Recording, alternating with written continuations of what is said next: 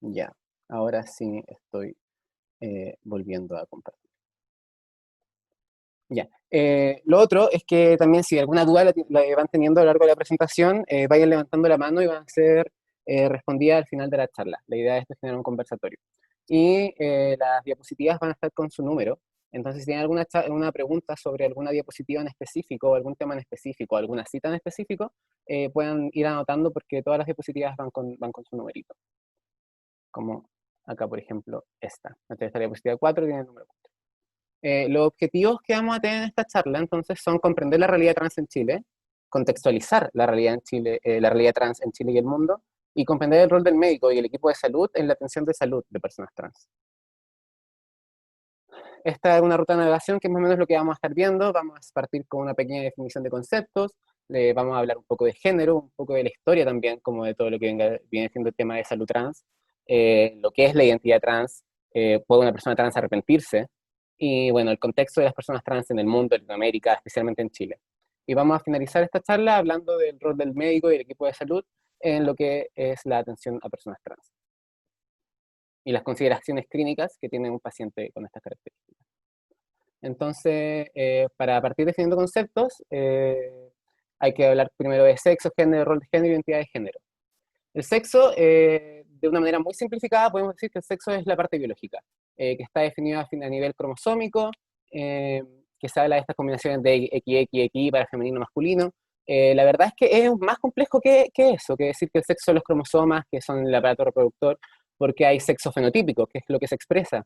Está el sexo cromosómico, que es lo que se viene hablando como de si eres XXX, pero hasta en eso también hay variedades, hay XXX, XXI, hay sujetos XY que tienen una supresión del gen Y y tienen un fenotipo femenino. Entonces, el sexo es básicamente lo que sale de la biología. En cambio, el género son las características de las mujeres y de los hombres definidas por la sociedad, con las normas y roles y las relaciones que existen entre ellos. Y esto es súper importante, porque uno cuando habla de género, uno siempre tiende a pensar en este binarismo, en decir como hombre-mujer, siendo que hay distintas culturas en las que han existido más de dos géneros, incluso han existido culturas en las que no hay géneros definidos. Por ejemplo, en las culturas en México están los muches, que son un tercer género, y en India también se reconoce actualmente como a otro grupo como un tercer género. El rol de género, por otro lado, son las expectativas culturales específicas sobre lo que debería ser alguien que se le designa como hombre o mujer. O sea, podría decirse de cierta manera que el género es una lectura sobre este cuerpo que es sexuado, y que el rol de género es esta lectura que hace la sociedad sobre esta persona a la que se le asignó un género. Y ya hablando de una cosa más distinta, la identidad de género, en este caso, a diferencia del género, sexo, de rol de género, es el sentido psicológico de cada uno, como hombre, como mujer. O sea, no es tu genitalidad, no son tus cromosomas, no es lo que la sociedad te dice que eres, ni lo que se espera de ti, sino es lo que tú entiendes como lo que eres tú. Que puede ser hombre, mujer, genderqueer y muchas otras variables. Entonces, aquí me gusta partir esto con hacer una diferencia entre sexo y género, que con esta imagen no sé si es un poco antiguo, no sé si yo estoy muy viejo, que es de Ranma y medio, que Ranma tenía como un problema que cuando se mojaba cambiaba de sexo. Entonces él era un hombre que cuando le caía agua, no me acuerdo si caliente o fría, se convertía en mujer, eh, adoptaba el cuerpo de una mujer, y para revertirlo tenía que mojarse de nuevo. ¿Qué pasa? Ranma, cuando se mojaba, seguía identificándose como hombre. Y uno viendo la serie decía, ¿sabes qué? Sí, es un hombre, no importa que su cuerpo sea esto, no importa su pelo, no importan sus características sexuales, no importa cómo se vea. Se identifica hombre y Ranma sigue siendo hombre. Eh, ¿Por qué? Porque las personas nacen con un sexo, pero se aprende a cómo ser niño, niña, en lo que es convertirse en hombre y mujer. Como decía Simone de Beauvoir, no se nace mujer, se llega a serlo, como vamos a hacer una cita. Otros términos que se hablan mucho son la incongruencia de género y un término que le gusta mucho como a esta derecha más conservadora, que es la disforia de género, que dicen que las personas trans están enfermos, que tienen disforia, que es un trastorno psiquiátrico. La verdad es que no. Está la incongruencia de género, que es una no conformidad entre el género asignado y el género percibido, el género que la persona se identifica. Está asociado principalmente a prejuicios y presiones sociales. O sea, más que, no es la condición de que esta persona sea trans la que le genera esta incongruencia, sino que esta persona sabe cuál es su género, lo tiene claro, sabe lo que es. Pero ¿qué pasa? Como la sociedad le asigna otro, ahí es donde empieza el problema. El problema es que la sociedad le asigna hace una lectura sobre este cuerpo distinta a la lectura que se hace a la propia persona. Y también está la disforia de género, que es un término usado en el DSM-5, que es este manual de psiquiatría, que se define como la angustia causada por la discrepancia entre la identidad de género y el sexo asignado. Esta definición es súper controversial y en verdad muchos psicólogos, muchos psiquiatras al respecto no lo consideran muy válida, porque hasta antes había una cosa que se llamaba disforia de sexualidad, creo que era el nombre, que era esta disforia, este sentimiento de malestar que sentían las personas homosexuales por no ser homosexuales, o sea, por no ser heterosexuales. Y el tema es que después se fue sacando, porque el problema no era que la persona fuera homosexual, era una sociedad, era un problema más social que el... Entonces no se puede patologizar tanto como estas conductas, porque son con causas más sociales esto. Entonces cuando se habla mucho esto de que son disforias de género, que es una enfermedad, que es un trastorno psiquiátrico, que tiene que ser diagnosticado por un psiquiatra, mentira. Son problemas y de hecho muchos profesionales de la salud mental no lo consideran como un diagnóstico válido. Y creo que ahora que la última revisión del DCM se está sacando. Otros conceptos que pueden salir muy a la mano cuando uno empieza a hablar de género, sexualidad, son orientación sexual y conducta sexual. ¿Ya? La orientación sexual es como se le dice a alguien respecto a si es heterosexual, homosexual, gay, lesbiana, bisexual, asexual, definiéndose respecto al objeto de deseo y la identidad de quien desea. O sea, no se habla de gente que le gustan los hombres, gente que le gustan las mujeres, sino que es dependiendo si tú eres una mujer y te gustan las mujeres o te gustan los hombres, se te va a categorizar de una manera distinta. Entonces, pues se ve aquí lesbianas, gays, bisexuales, heterosexuales, como ejemplo. Y otra cosa que es muy distinta a la orientación sexual es la conducta sexual, que es la historia sexual de una persona, que puede ser homosexual, bisexual, heterosexual, etc. Una persona heterosexual puede haber tenido conductas homosexuales anteriores, una persona homosexual, bisexual puede haber tenido conductas heterosexuales anteriores y no, la tienen por qué, no tienen por qué condicionarlo, sino que la orientación sexual es una realidad percibida por cada uno, y la conducta sexual es lo que hace la gente en su vida sexual.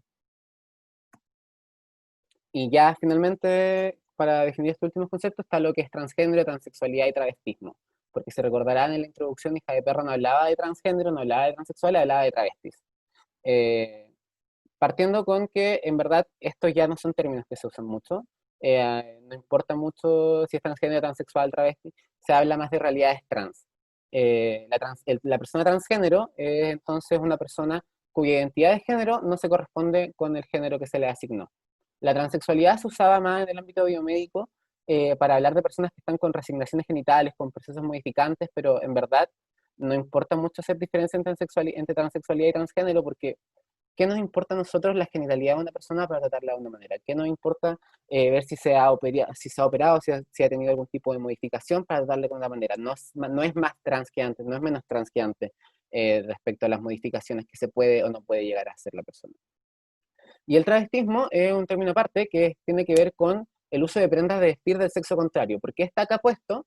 Porque en lo que es Latinoamérica y especialmente en Chile, la población trans muchas veces utilizaba esta palabra, sobre todo hasta durante la época anterior a los años 80, 70, se hablaba mucho de travestis, porque no estaban todavía aparecidos estos términos de transgénero, transexualidad, trans, sino que se les hablaba de travestis. Pero ahora se usa como sinónimo de utilizar prendas de vestir del otro sexo, más que una identidad como tal. Entonces, a modo de resumen de todo esto que estoy diciendo, tenemos esta imagen que es típica, en verdad, que es el gender red person, en el que te habla, que te resume aquí, que está la identidad de género, que es como tú te sientes, que puede ser mujer, hombre, queer, cualquier punto intermedio. La expresión de género, que es como tú te ves, que puedes expresarte más masculino, más femenino, más andrógino. El sexo biológico, que en este caso te lo muestran aquí como si fuera la genitalidad, pero también te habla de que puede ser sexo cromosómico, fenotípico, y la orientación sexual, que básicamente tiene que ver con tu objeto de deseo, a quien tú quieres. Eh, y bueno, no podemos hablar tanto del género y todo sin hablar ¿por qué importa tanto el género? ¿Por qué afecta tanto como si una persona es trans, si es hombre, si es mujer? Y la verdad es que tiene harta implicancia, porque el género, vivimos en una sociedad que está estratificada por género. Vivimos en una sociedad en la que hay mucho machismo y tu identidad de género tiene efectos tanto económicos, sociales, políticos, informativos, vinculados a salud de carácter interno, relacionado a lo económico, en que no es lo mismo trabajar en labores del hogar, que son condiciones asociadas principalmente al género femenino, respecto a lo que es la actitud como de proveedor de estereotípicas de un hombre. Es súper real, porque la verdad es que existe una brecha de sueldo económica entre hombres y mujeres. Existen diferencias en cuanto a las redes sociales, posiciones de poder en las que pueden estar las mujeres contra los hombres. Las diferencias políticas, o sea, por ejemplo, en el área de la salud, más del 80% de los trabajadores son mujeres, y no obstante, la mayoría de los cargos de liderazgo, ya sean CEREMIS, ya sean jefes de clínica, jefes de unidad, son hombres. Eh, el acceso a la información y la educación está muy sesgado también respecto a tu género, vinculado al tiempo, acceso a los servicios de salud y muchas otras variables. Entonces, el género en esta sociedad, la que vivimos, sociedad occidental, globalizada, tiene muchas implicancias.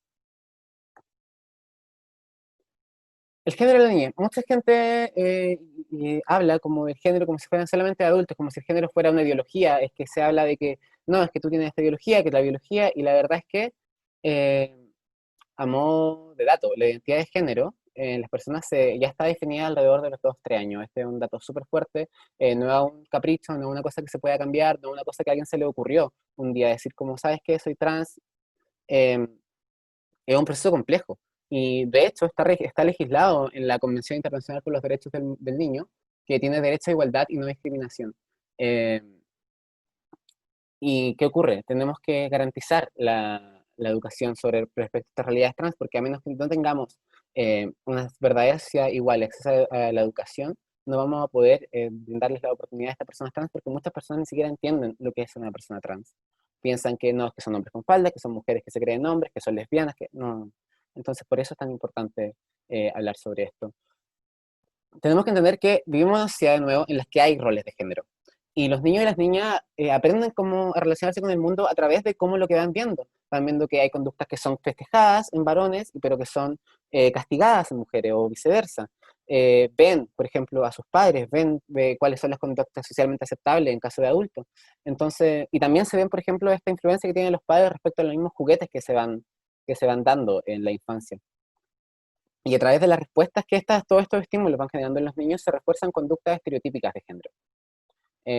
No obstante, pese a todos estos insertos que se puede hacer, pero se va a ir moldeando, el género de los niños ya está definido a lo largo de los 2 o 3 años. Entonces, si por ejemplo tenemos a estas niñas que se le están bombardeando, por ejemplo, con objetos, juegos asociados más de hombre, más masculino, y es una mujer trans, ¿cachai? Se le está generando un distrés terrible, se le está generando una angustia muy grande, porque no está haciendo lo que quiere hacer, sino que le están imponiendo cosas en base a lo que se lee de su cuerpo. Eh, bueno, esto aquí es una línea de tiempo para hablar un poco más de la historia de lo que viene siendo la salud trans, y se remonta bastante más antiguo de lo que uno podría llegar a pensar. Si bien las personas trans existen desde que la humanidad es humanidad, se viene investigando esto desde finales del siglo XIX. Está este hombre que es Magnus Hirschfeld, que es un alemán, que en 1897 fundó el Comité Humanitario y Científico, que abogaba por la derogación de leyes que permiten a las minorías sexuales. O sea, estamos hablando que en Alemania ya en el siglo XIX se estaba defendiendo a las minorías sexuales. Y en 1919, este mismo hombre, Magnus Hirschfeld, funda el Instituto para Ciencias Sexuales en Berlín, ¿ya? Y en 1931 se conoce el caso de Dora Richter, que es el primer reporte de una genitoplastía feminizante, en el que es la primera cirugía de resignación genital de la que se tiene registro. Pero ¿qué pasó? Lamentablemente, en 1933, 2 años después de la primera genitoplastía feminizante, el instituto fue quemado por los nazis. Es muy triste. Después, en 1973, también se publica el libro basado en Lily Elbe, que esta mujer que ustedes ven acá, que es conocida por la película que se hizo de ella en base a la adaptación de la novela, La chica danesa. Eh, y en 1946, el doctor Harry Benjamin, otro alemán, es la primera persona en administrar terapia hormonal a pacientes transgénero. De hecho, antes no se hablaba de persona transgénero, transexual, sino que se hablaba de personas que tenían el síndrome de Harry Benjamin. Harry Benjamin, si bien no era tan abierto como uno podría pensar en estos tiempos, era la primera persona que hablaba que la forma de ayudar a las personas trans no era haciéndolos cambiar de ideas, no era haciéndolos como terapia de conversión, sino que era ayudarles a transicionar, un tema que hasta el día de hoy es súper importante. Bueno, y en 1966 se publica El fenómeno transexual, que era una mirada comprensiva de la transexualidad, donde se recalcaba que la psicoterapia no es el tratamiento. O sea, hasta unas personas trans ya desde los 60 que está reconocido que el mejor tratamiento para una persona trans no es una psicoterapia convertiva, sino que ayudarle a transicionar. Después, en los 70, se funda el Harry Benjamin Institute for Gender Dysphoria, que empieza a publicar los estándares de cuidado a pacientes trans durante los 80, el último fue el 2011. Y en el 2009, este instituto cambia su nombre a The World Professional Association for Transgender Health, la WAPAT, que es como le dicen. Perdón por mi inglés, no es tan bueno.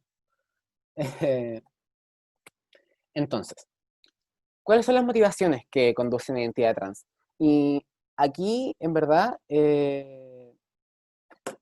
puse estas dos informaciones que son causa fisiológica y causa psicológica. Hay un estudio que habla que a nivel cerebral, la corteza cerebral de una mujer trans se asemeja a la corteza de una mujer cis. Y el volumen de los núcleos subcorticales de los hombres trans se asemeja más a los hombres cis. Igual esta información no es un trabajo tan bueno porque finalmente querer como medir a la gente en base a su tamaño cerebral y sus proporciones está bastante obsoleto y sería como intentar clasificar a una persona en base a su altura. Por ejemplo, van a haber ciertos rangos que van a identificar, pero no puedes saber si alguien es hombre o mujer en base solamente como a su anatomía puramente. Entonces acá está lo más importante, que es la causa psicológica. Que una persona es trans porque su sentido psicológico es de sí mismo, por su sentido psicológico de sí mismo. Es que si es un hombre trans o es una mujer trans, o una persona intersex, por ejemplo. Eh, Tiene que ver con el género autopercibido, más que con un tema de anatomía. Entonces, aquí nace una pregunta que es como, yo he escuchado que hay gente trans que se arrepiente, que puede arrepentirse una persona de ser trans, y la verdad es que no. No se puede arrepentir porque no es una decisión. La identidad es única, es personal y es subjetiva. Y la verdad es que nuestro deber con las personas trans es ayudarles a entender las cosas. Entonces, tras una buena asesoría psiquiátrica y endocrinológica, los índices de satisfacción tras someterse a un proceso de transición, que son la hormona operaciones, que es finalmente de la que la gente habla cuando habla, es que se arrepintió de esto, la verdad es que la satisfacción es cercana al 100%. Entonces, hablar de esto, que son personas que que se arrepintieron, que no, es bastante malicioso.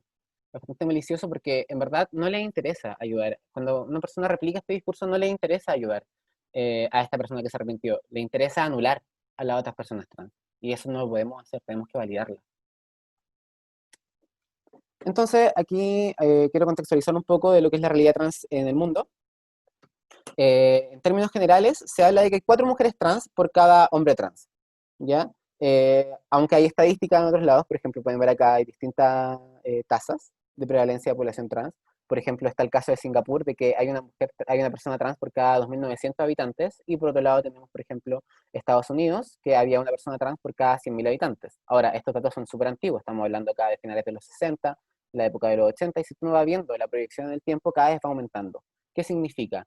¿Va aumentando la tasa de población trans en el mundo? ¿Hay algún virus? No, significa que la gente trans está con menos miedo de asumirse como personas trans. Y en la práctica, bueno, le había dicho que había 4 mujeres trans por cada hombre trans. En la práctica, conversando con médicos y médicas, en verdad me han dicho que ven hasta una proporción de 1:1. O sea que no hay una diferencia entre si hay más mujeres trans, hombres trans. Pero para eso falta más estudio. Bueno, y esto que está acá respecto son los principios de Yogyakarta, que básicamente son los derechos humanos, pero aplicados especialmente a población LGBTI. Eh, Se supone que los estados, la mayoría de los estados están suscritos a estos principios del Yogyakarta, eh, pero no los cumplen a cabalidad. Esta fue pedida por Luis Arbor, que era un alto comisionado de las Naciones Unidas de Derechos Humanos. Eh, y eso. Entonces, a nivel mundial, uno puede hablar de que el estudio más clásico y relevante, por la amplitud de su muestra, dice que hay alrededor de un hombre trans por cada 11.900 varones y una mujer trans por cada 30.400 mujeres. Igual, de nuevo, estos son datos súper antiguos, es un estudio que es súper conocido, pero que es del 2003. Entonces ya han pasado 17 años, falta más actualización sobre este tema. ¿Qué ocurre? En las personas trans en el mundo, entre un 45 y un 60% sufren de depresión de trastornos de ansiedad y el 41% de las personas trans han intentado suicidarse. ¿Esto qué significa? Significa que las personas trans de por sí tienen predisposición genética a sufrir este tipo de trastorno. La verdad es que los estudios dicen que no, dicen que está asociado al acto rechazo y em, a la poca ayuda que han tenido por parte del Estado, por parte de sus familias, por parte del mismo personal de salud. A nivel mundial, la expectativa de vida promedio de una persona trans es de 35 años. Recordemos que las personas trans, por lo general, debido a este mismo rechazo de la sociedad, son obligadas, en su mayoría, a vivir en situaciones de vulnerabilidad. Muchas mujeres trans hablan de que su única fuente laboral es la prostitución, lo cual, como está regulada y tiene mucho riesgo, eh, las pone en mucho más riesgo. También se asocia a otras cosas asociadas a la masculinidad, como el uso de drogadicción, la drogadicción, prácticas sexuales inseguras, entre otros.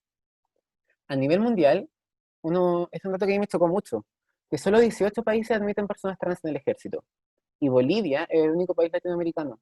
Entonces, a mí me sorprende que sea Bolivia, eh, porque uno piensa, pucha, uno pensaría que esto, el tema de aceptar gente trans está asociado como al nivel educacional, al nivel del índice de desarrollo humano, y la verdad es que Bolivia no es el país más desarrollado de Latinoamérica. No obstante, lo único que considera parecer que las personas trans son tan válidas para defender un país como cualquier otra, y que es verdad. Ahora también, porque muchos estados no quieren meter gente trans en el ejército, porque debido a los programas de salud que tienen los militares en muchos lados, el estado tendría que costear programas de transición, y eso es un gasto que el Estado no está interesado en hacer. Suecia y Holanda son los países más avanzados respecto a inclusión trans a nivel mundial. Ya, de hecho, el 95% de la población trans en estos dos países tiene ocupación laboral. Esto es un dato que se ve súper positivo, pero ¿qué pasa? Uno ve más a fondo en estos datos y dice que el 9% de los hombres trans y el 13% de las mujeres trans alcanzan a llegar a educación superior. O sea, estas tasas son mucho menores a la tasa de escolaridad que tienen Suecia y Holanda, que son países desarrollados del primer mundo. Entonces, aún en el lugar más próspero para las personas trans, que tienen menos dificultades, están en bastante desigualdad. En Latinoamérica, el 80% de las mujeres trans mueren antes de los 35 años. ¿Recuerdan que el promedio de vida de las personas trans es de 35 años? Bueno, en Latinoamérica el 80% de las mujeres mueren antes. Y entre un 30% y 40% de la población trans es portadora del virus del VIH. ¿Ya? Estos son unos gráficos que tomé de la encuesta T, que es la primera encuesta que hace un catastro de la población trans en Chile, realizada por la Fundación OTB, en la que revelaba que un 56% de la población trans en Chile ha intentado suicidarse, y el 84% intentó matarse por primera vez antes de los 18 años. O sea, esto ve que está en una situación de mucha desigualdad, de un grupo de riesgo, que está asociado mucho con el rechazo, a la realidad de la existencia de estas personas. Em, ¿Y qué pasa? Bueno, esta es una cita de la poetisa chilena Claudia Rodríguez, que es una actriz, que es una poetisa chilena que es trans, que también es VIH positiva, y habla ella en su poesía de la interseccionalidad, porque dice que la experiencia travesti en la población es más patética que la misma pobreza. Para la sociedad actual somos experiencias de vida banales. Al decir banales, me refiero a existencias que no importan. Somos existencias que no tienen importancia para la patria. Se podría decir que yo crecí sin saber que me podía defender, porque no sabía ni leer ni escribir. Claudia Rodríguez. Entonces ella habla mucho de esto del tema de la interseccionalidad, donde podría estar, por ejemplo, a Lemebel, que decía que ser pobre y maricón es peor. Y es verdad, es verdad.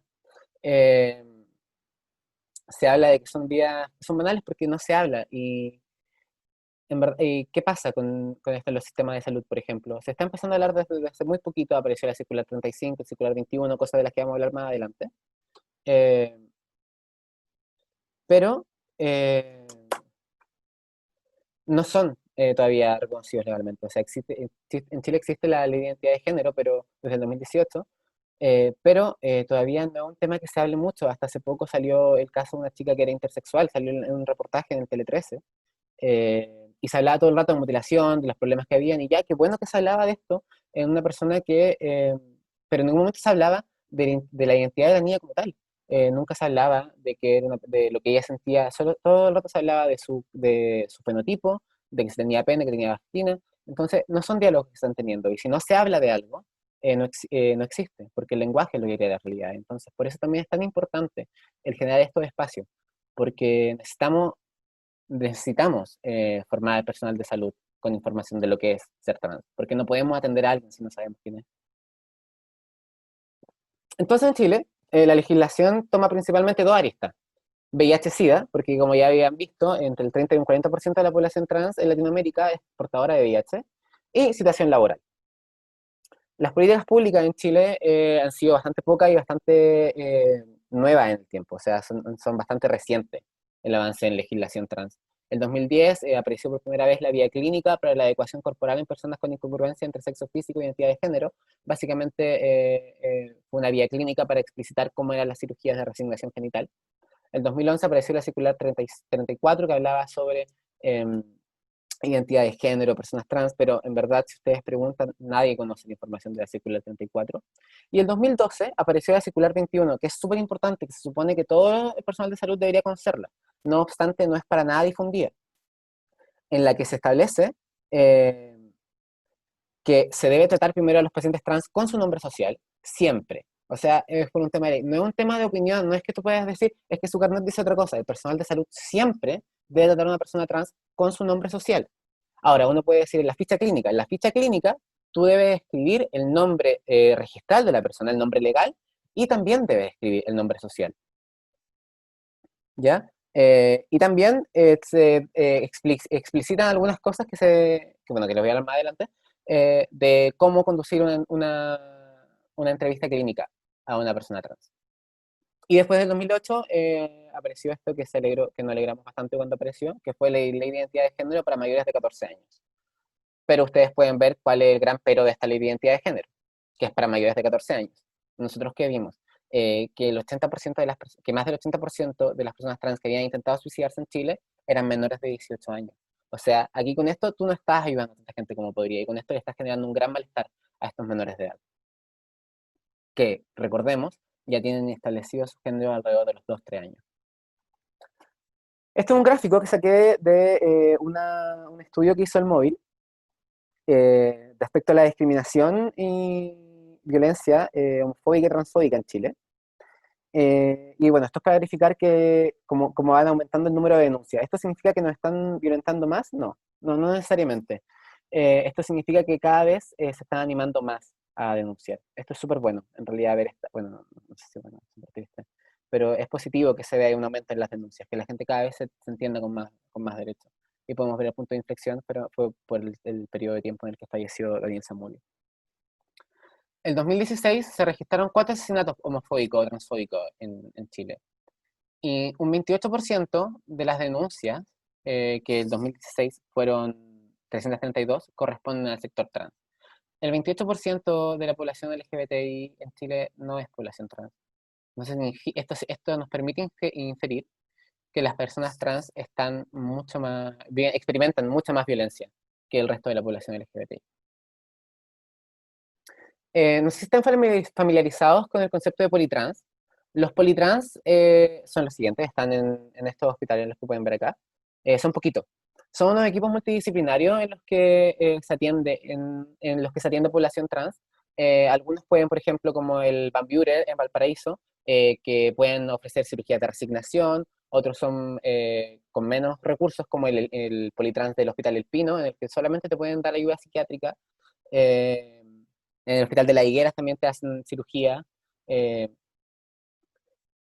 ¿Y qué pasa? Estos politrans son hechos por la gente que trabaja en estos hospitales y no tienen financiamiento estatal. O sea, existen por la buena voluntad de los profesionales, por la buena voluntad de los médicos, de las enfermeras, de los kines, de los endocrinólogos, de los psiquiatras, por la buena voluntad de estas personas, se han podido generar estos politrans.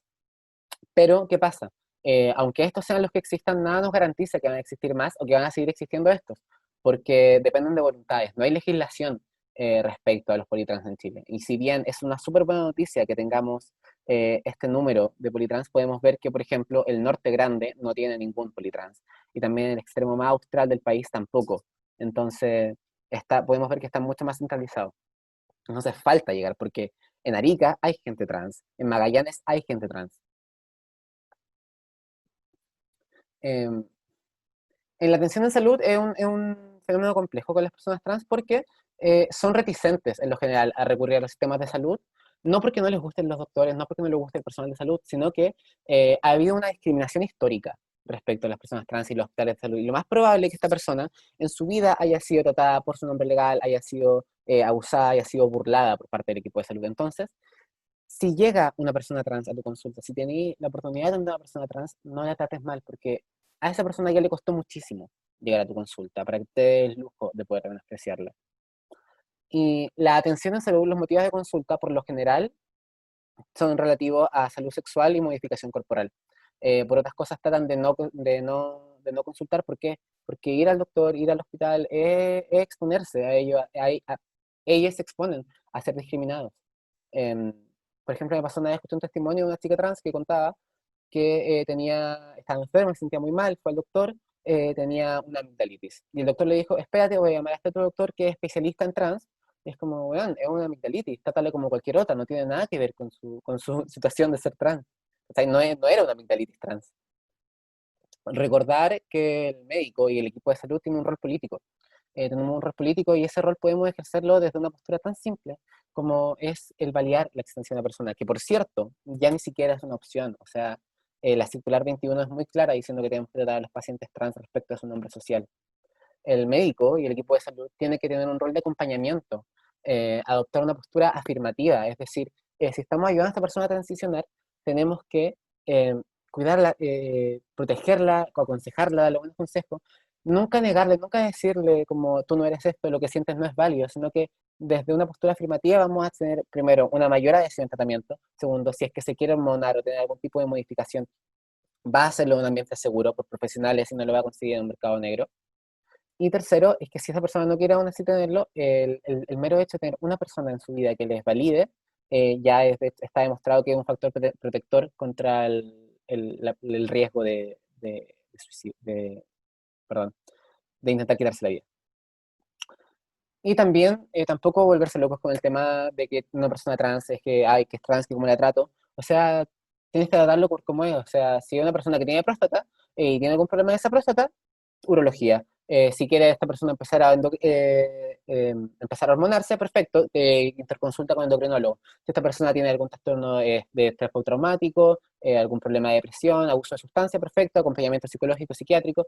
Esto es lo rico que tienen estas politrans, que hay equipos de trabajo multidisciplinarios en los que se coordina el área de enfermería, de medicina, muchas otras especialidades, kinesiología, hasta fonoaudiología. Por ejemplo, el rol de fonoaudiología es súper importante en población trans que quiere manejar el tema de la voz, que es súper importante en el tema de poder transicionar y parecer eh, como muchas personas trans tienen esta edición de querer transitar como y que no se les note que son trans, porque hay mucha gente que en base a la lectura que hacen estos cuerpos eh, son castigados. Entonces, hay para todo. O sea, si una persona no quiere modificar su cuerpo, perfecto.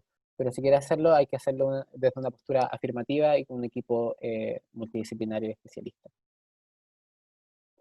Entonces, ¿cómo atender a un paciente trans? Lo primero y lo más importante, y como dice la círcula 21, es atender al paciente respecto a su nombre social. ¿Ya? A modo de anécdota, al principio de la presentación dice que yo me llamo J. Sebastián Méndez. Es porque mi primer nombre es Juan. Mi primer nombre es Juan y me carga y no lo ocupo nunca. Y mis médicos me atienden como Sebastián, mi familia me dice Sebastián, mi pareja me dice Sebastián, mis amigos me dicen Sebastián. Ese es el nombre social. Entonces, ¿qué tanto les molesta? ¿Qué tan difícil puede ser para alguien por su nombre social? A mí todo el mundo me trata por mi nombre social. Hay que reconocer la identidad de género del paciente, hay que reconocerla, hay que validarla. Hay que realizar una buena entrevista médica. La circular 21, de hecho, habla aquí que dentro de la anamnesis se debe considerar como relevante para la atención de personas trans antecedentes en terapias hormonales, antecedentes quirúrgicos, el uso de implantes, intervenciones de salud mental, entre otros. ¿Por qué? Porque las personas trans por lo general están expuestas a mucho más abuso y a una situación de mucha mayor vulnerabilidad que el resto de la población. Pero tampoco hay que volverse tan loco con el tema, hay que respetar los principios y compromisos del profesionalismo médico. Es todo lo que hay que hacer, es ser un buen paciente, es ser bueno con tu paciente. Pero las consideraciones clínicas que se deben tener, eso sí, a la hora de atender a un paciente trans, es recordar que la consulta médica es un espacio seguro. Ya uno como médico, como personal de salud, no está ahí para ser el juez, no está ahí para castigar, para atormentar a una persona. Recordemos que una persona que se atreve a consultar viene en una situación de vulnerabilidad. ¿Ya? Entonces tenemos que preocuparnos de que la consulta médica, la consulta psicológica también, sea un espacio seguro. También recordar que el motivo de consulta no tiene por qué tener que ver con si la persona es trans o no, como les decía el caso, o sea, una amigdalitis no es distinta porque una persona trans o no, ¿ya? Recordar también que el aislamiento social es una conducta frecuente. ¿Por qué? Porque las personas trans experimentan mucho rechazo a lo largo de su vida. Entonces esto puede generar como, por ejemplo, que se haga acompañamiento psicológico psiquiátrico. Mucha gente piensa que cuando se habla de acompañamiento psicológico psiquiátrico, el psiquiatra es el que dice, ah, sí, tú eres una persona trans, te diagnostico como persona trans. No, ese no es el rol del psiquiatra, ese no es el rol del psicólogo. El rol del psicólogo y el psiquiatra es ayudar las comorbilidades que tiene esta persona, que pueden ser abandono, depresión, estrés postraumático, entre otras cosas. El examen físico en la población trans es voluntario. ¿Por qué? Porque estas personas han sufrido mucho, tienen quizás complejos problemas con su cuerpo, la disforia puede ser grande en algunas. Entonces, hay que preguntar antes de hacer el examen físico y asegurarse siempre, esto está muy ligado al primer punto, que la consulta médica es un espacio seguro. Entonces, tú no quieres hacer que, claro, si bien hace un examen físico, logra explorar lo que quería explorar, traumatiza al paciente, le hace daño. Entonces, finalmente, la próxima vez va a preferir no consultar, o ella, o ella va a preferir no consultar. Hay que hacer una construcción de la historia sexual, pero como hay que hacerlo con cualquier paciente, en verdad. O sea, no queremos saber si tiene sexo, el tipo de sexo que tenga, queremos saber las prácticas que tenga. No es si tiene sexo heterosexual o sexo homosexual, sino que queremos saber si tiene sexo anal, si es penetrativo o no es penetrativo, si es que ha utilizado o no ha utilizado condón. Hay que saber cuáles son las conductas de riesgo, no el historial sexual de la persona. Y finalmente aquí está la circular 21, que dice que durante la anamnesis es importante recopilar datos sobre terapia hormonal con y sin indicación médica, ¿ya? Antecedentes quirúrgicos y el uso de implantes, esto ya lo había dicho, y las intervenciones de salud mental. Porque muchas personas trans, por ahorrarse el tema de la consulta, hablan con sus amigas, dicen que estás tomando, se empiezan a automedicar, o ocurren a lugares de modificación corporal con gente que no está certificada para hacerlo. Eh, entonces, por eso es muy importante como recopilar todos estos antecedentes. A modo de conclusión, entonces, podemos decir que hay que recordar que una persona trans, antes que ser una persona trans, antes de ser tu paciente, es una persona, ¿ya? Y como tal, tiene en esencia los mismos derechos que cualquiera de nosotros. Entonces, como futuros médicos, como futuro personal de salud, es nuestro deber que esto ocurra, que sus derechos se respeten. Eh, Esta es la bibliografía utilizada. Y aquí hay un glosario de algunos términos que pude haber que pude haber usado durante la presentación, a los cuales no me detuve a explicar. ¿Ya? Ahora vamos a dar lugar a las preguntas, comentarios, cosas así.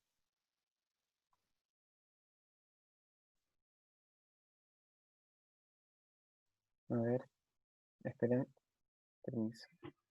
Seba, creo que yo no puedo ver como la fila de las manos levantadas. Ah, ya, espérate. Manos levantadas, ya, Vanessa Méndez, sí. Ya, sí, sí, yo la veo.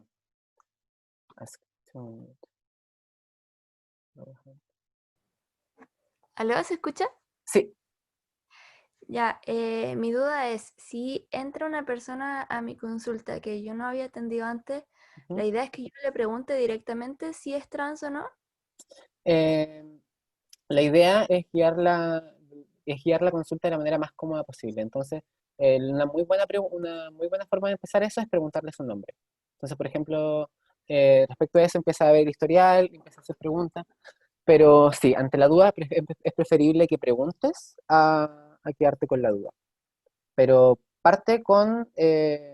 no partes con hola, eres trans, sino que parte con hola, dime tu nombre, cómo prefieres que te diga, empieza a hacer una consulta y si a lo largo de la anamnesis te va diciendo, te va revelando información o te cuenta que es trans, sí, pero si tienes la duda muy grande, es mejor que hagas la pregunta. Ya, perfecto. Muchas gracias. María Jesús Cresto. Por favor. Hola, ¿me escuchas? Hola, sí. Ya, mira, con respecto al examen físico, Ujú, una vez me pasó que atendiendo a una persona trans, no ujú, quiso, venía consultando como por una tos súper fea ujú, y no quiso como descubrirse para poder ocultarla. ujú, Y finalmente el doctor que estaba presente, como que siento yo que no manejó tan bien la situación y le dijo así como, pucha, si es que no te queréis descubrir, como que no puedo hacer nada, como que no puedo hacer nada como para ayudarte.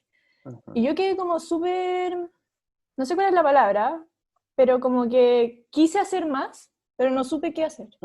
Entonces, eso, pues, eso era mi pregunta, como, ¿qué hacer? Porque si está como consultando por una tos, Claro. obviamente que hay que escuchar. Ujú. No sé, eso. Sí, no, es una súper buena pregunta. El médico del que tú estabas hablando manejó esta situación súper mal. Los pacientes trans no son los únicos pacientes que se resisten al examen físico, que no les gusta que los toquen, y es nuestro rol como personal de salud, primero, hacer un espacio seguro. Entonces, si tú construyes una consulta en la que haces que el paciente se siente cómodo, quizás te toma unos minutos más para explicarle, para hablarle, decirle como, pucha, tengo que hacer esto, espero que me des permiso, es mucho menos traumático al decirle como, no, no quiero, mala suerte, ser pesado. Eso, tú no quieres ser malo con tus pacientes, no quieres ser pesado con tus pacientes.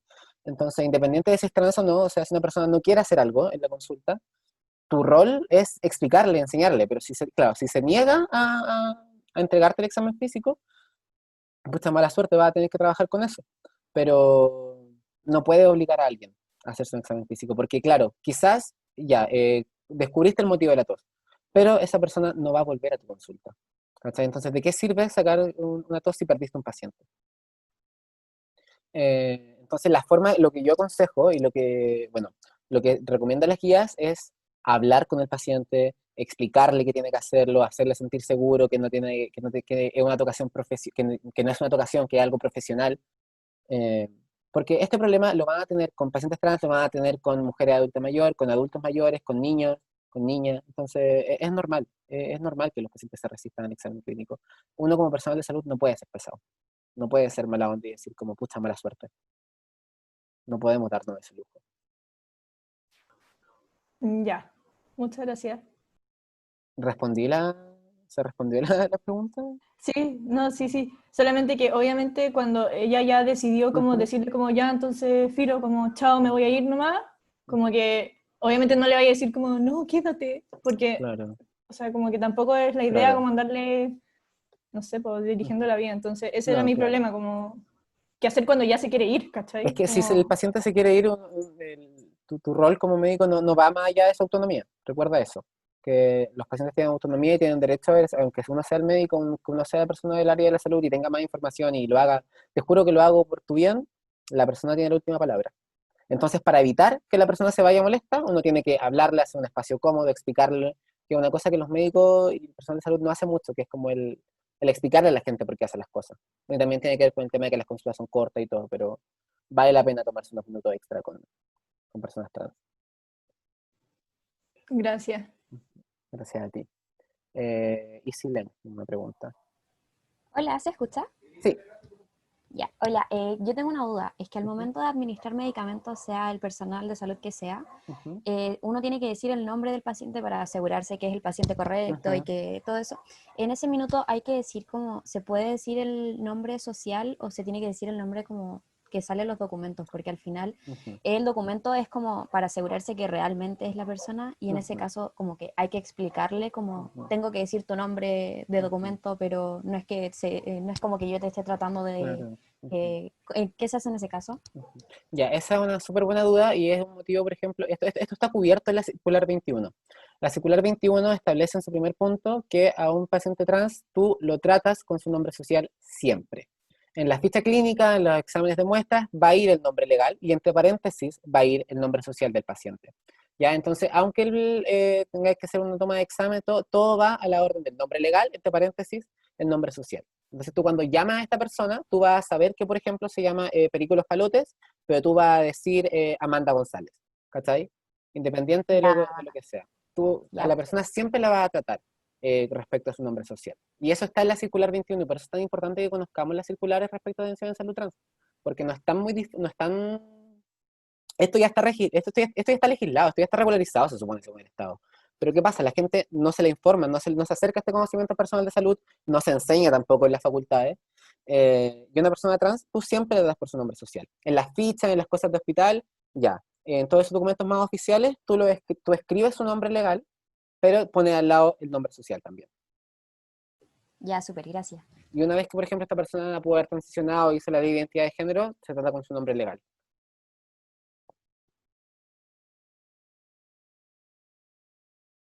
¿Alguna, alguna otra pregunta? ¿Comentario, acotación? ¿Se entendió todo lo que dije? ¿No hablé muy rápido? Hablo muy rápido a veces, perdón. Estaba nervioso. Francisca, yo encontré muy bacán la presentación. Qué bueno que te haya gustado, Francisca.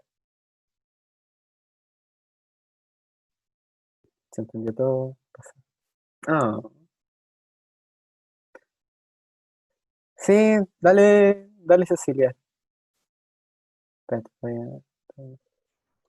Hola, Hola. quería hacer una acotación Ujú, que igual como que lo dijeron antes, pero solo para que lo tengan en consideración ujú. todos, todas, todes, que el examen físico a cualquier persona, no solamente a una persona de población trans, tiene que ser voluntario. Entonces a ninguna persona la podemos obligar con el tema que contaba la compañera de que si no quiere ocultarse, ese trato tiene que ser igual para todos. Entonces no es solo porque esta persona específica que estaban atendiendo, que por Ujú. su condición de ser población trans, no quería descubrirse.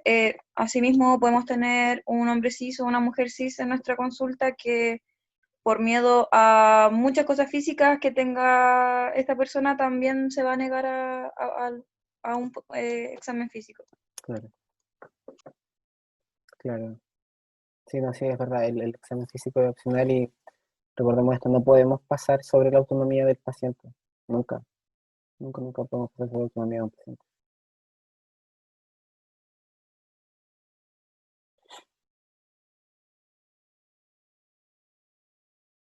Oh, de la UNAM, buena.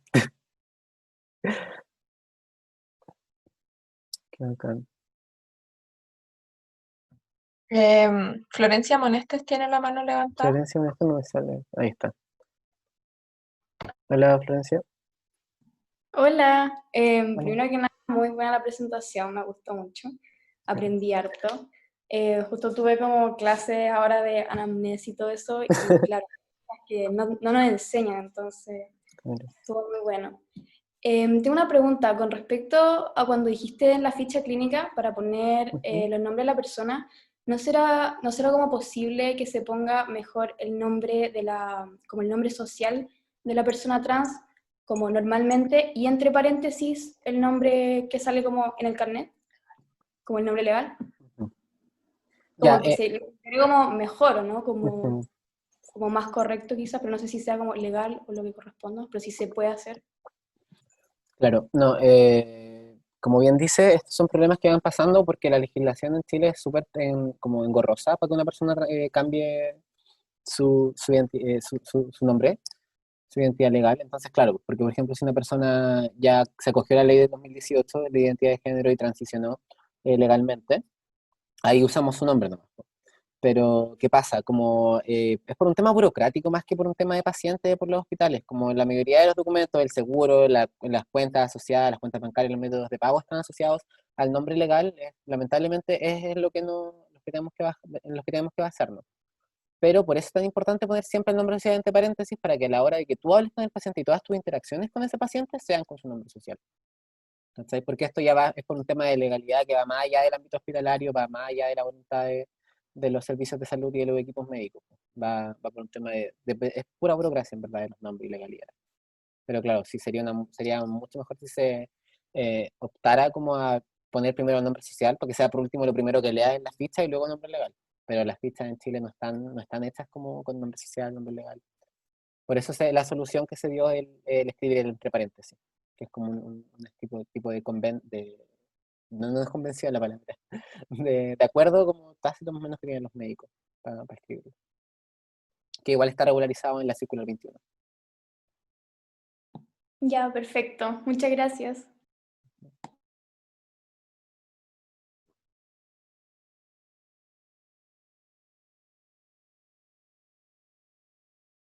Si alguien tiene alguna otra pregunta, cualquier duda, levanten la manito. Si es que les da vergüenza hablar por micrófono, también pueden escribir en el chat, no pasa nada.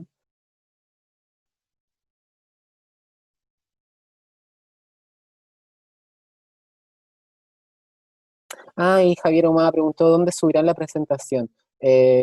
Pucha, eh, no tengo idea, pero podemos enviarlo por correo, no hay ningún problema. Son todos los archivos utilizados, la bibliografía está ahí, todo es de libre acceso, hay infografías del colegio médico, así que les voy a mandar todo por correo. Perfecto. ¿Me escucho, Seba? Sí, Sí, creo que sí. Le preguntaba porque, claro, también lo felicito, encontró que estuvo muy, muy claro todo y súper completo, entonces era para compartirla después. Como estabas grabándola, imaginé que podían quizás subirla a un canal de YouTube o algo para después hacer difusión, por eso preguntaba. eso, sí, no, está hablando de la presentación como el PPT, mandarlo por correo, pero sí, lo vamos a subir a IGTV de la CCG. Así que síganos en Instagram. Somos, Ah, ya, buenísima. Gracias. uy, se me olvidó el nombre de la CCG. Arroba @ccgmedius. Eso, síganos en Instagram.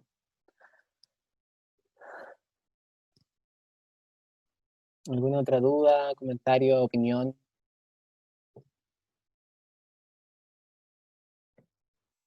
Yo quería comentarte, Seba, que te salió hermosa. Gracias.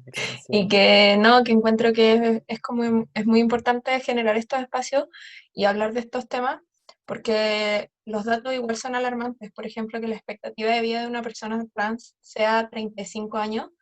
Entonces, como futuro personal de la salud, tenemos que hablar de estas cosas, informarnos, si es que vemos que no nos están entregando la educación, buscar nosotros y a modo de, al futuro, Claro. generar mejores circunstancias. Entonces, gracias, Seba, por tu trabajo y te salió hermoso. Gracias. Es que sí, po, las personas trans existen, ¿cachai? Como que te van a llegar a consulta más y tienes que saber atenderlo. Fui a una charla de cirugía de reasignación genital ayer y el cirujano ni siquiera manejaba los conceptos de sexo y género. Uf, sí, po, sí, po. De hecho, pasa mucho que uno habla como con especialistas más en el tema y ni siquiera les gusta mucho el término cirugía de reasignación porque no están reasignando nada. O sea, el cirujano no es un dios que diga como ya te cambio el mágica, sino que es como estás modificando tu cuerpo para que estés como tú lo más cómodo posible. O sea, una mujer trans no es menos mujer porque tenga un pene, por ejemplo. ¿Cachai? Entonces, define a mujer trans como hombre que se siente mujer, con tu madre. Ya, sí, terrible. Terrible. Y claro, imagínate que una persona que se dedica a eso, que trabaja con población trans, entonces, imagínate cómo debe ser el desconocimiento de lo bruto que son para dar los temas, gente que ni siquiera como vive día a día con esto. Qué fuerte, como que un cirujano que se dedica a eso diga hombre que se siente mujer.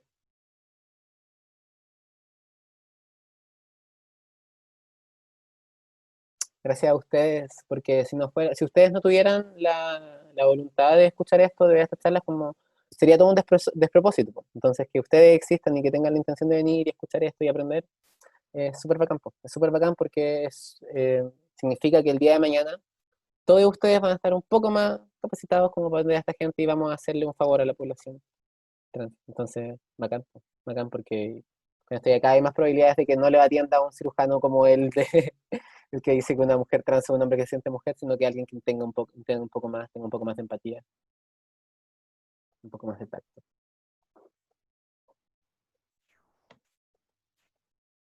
Espero que les haya gustado la charla, de verdad. No sé si es que hay más preguntas o acotaciones. Es una Si es que experiencia. no, o experiencias, lo que sea.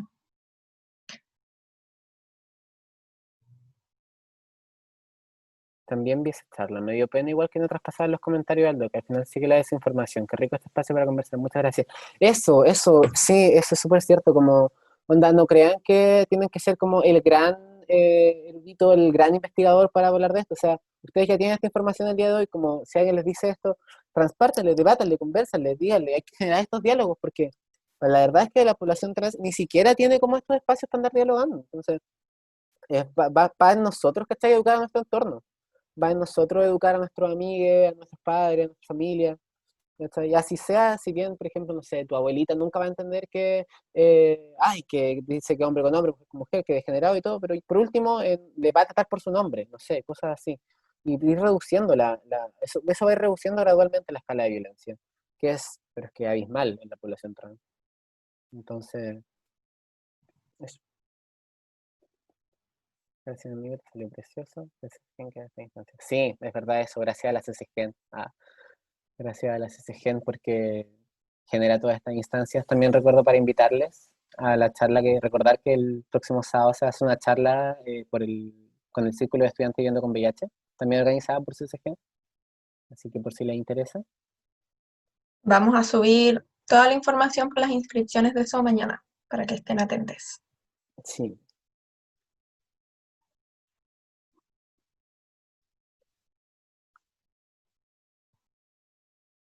Bueno, creo que si es que no hay más preguntas, Sí, vamos terminando.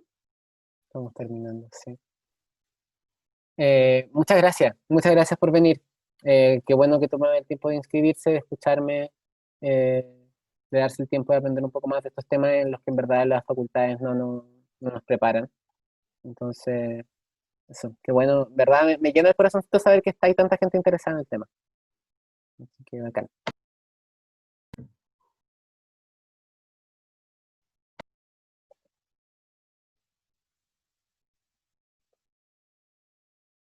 Ya, entonces, ya voy a pausar la grabación.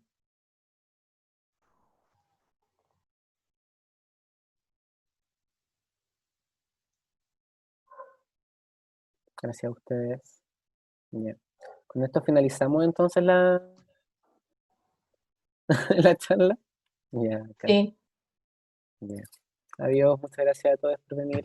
Chao a todos.